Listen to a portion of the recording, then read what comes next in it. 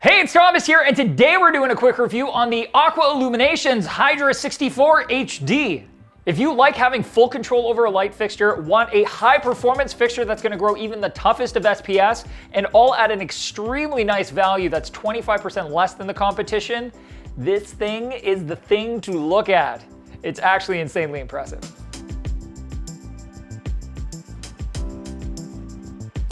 Reefers know the importance of proper lighting for their aquariums all too well. Even novice hobbyists just getting their feet wet learn quickly that lighting is one aspect of reefing that is really important to get right. The symbiotic algae zooxanthellae living in the coral tissues needs light in order to photosynthesize and create amino acids, lipids, and carbohydrates that go on to feed their coral hosts. Aqua Illumination has been in the business of lighting reef aquariums with LEDs for almost as long as LEDs have been lighting reef aquariums. They have a history of producing successful reefs with all kinds of coral from the easiest softies to the toughest SPS, and have a cult following of loyal AI-loving hobbyists that have experienced the success these high-end LEDs can have growing and coloring up corals firsthand. So why am I even talking about them? Well, there's been some updates to the Hydra line I'd love to go over with you, and also, the easiest way to tell if this is the right tool for your tank is to know what it's good at, and maybe also what it's not as good at. In the box, you will find the AI Hydra 64 fixture, the power supply, and the AC cable. The first thing you're going to notice is the fixture doesn't come with any sort of mounting or hanging hardware.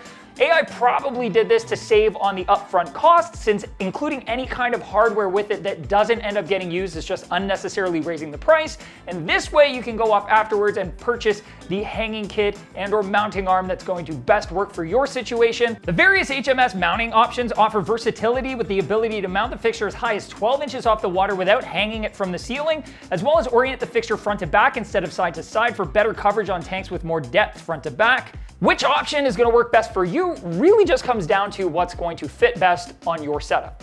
So what's new? Well, as the name suggests, the Hydra 64 has 12 more LEDs than the previous 52 version. It also has a better overall performance, a wider spread, higher PAR, broader spectrum, all with the exact same 135 watt power draw.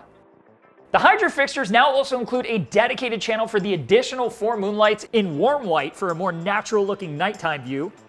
The body of the fixture is also shrunk down a little bit top to bottom for a sleeker looking fixture. It's not dramatic though, so you might not notice at first glance.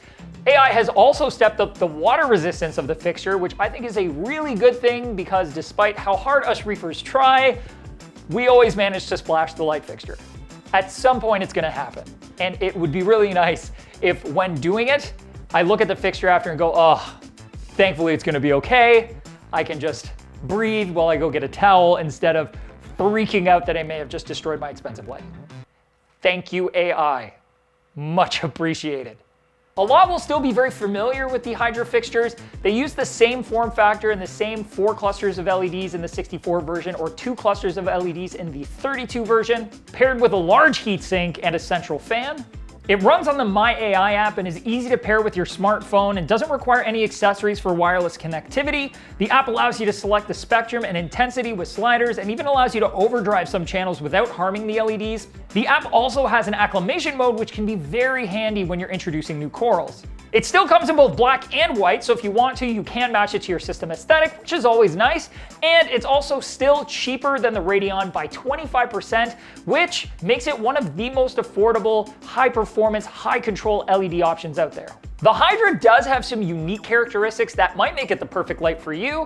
For instance, if you're a big fan of that 400 nanometer UV range, the Hydra provides a strong peak right in that range, which can have a positive effect on coral coloration and fluorescence, and adds more of that color pop reefers love.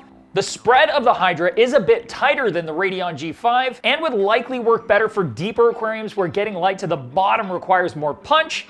With that said, for a standard depth aquarium around 24 inches tall, you're going to want to mount the AI Hydra 12 inches off the water to get the best spread possible. That will also give you a little bit of extra room to do maintenance underneath the lights, which is nice, but at the sacrifice of maybe a little bit of light spill into the room. And even at that 12-inch mounting height, it isn't the flattest spread of light ever. Could be a little bit better. I still think it's a really good option. With all of that said, if you want to do an SPS dominant system, I might actually opt to use several of the smaller 32s instead of the larger 64. That way you can spread them out a little bit better for that more even blanket of light around all of those mature colonies of colorful sticks.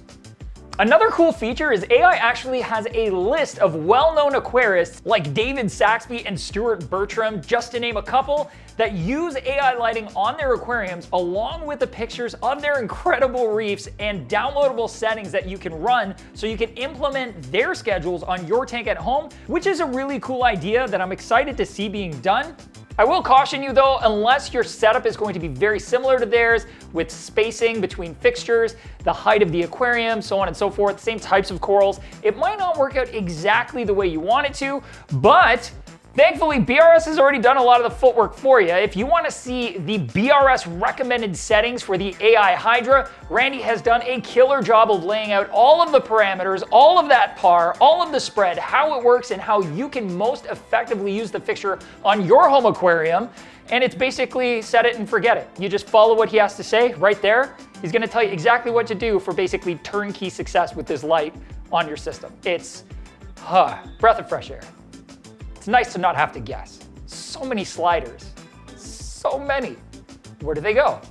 20, 70? What's the percentage? I don't know, but he does.